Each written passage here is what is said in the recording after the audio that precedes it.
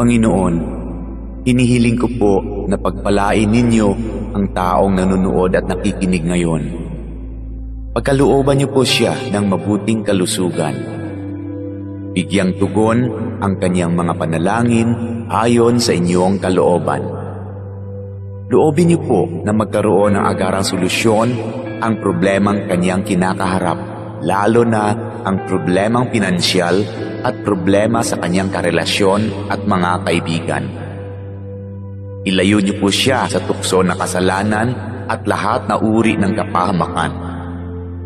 Panatilihin niyo po sa kanyang puso ang pagkakaroon ng malasakit at pagmamahal sa kapwa, katulad ng kanyang pagmamahal sa inyo na aming iisang Diyos.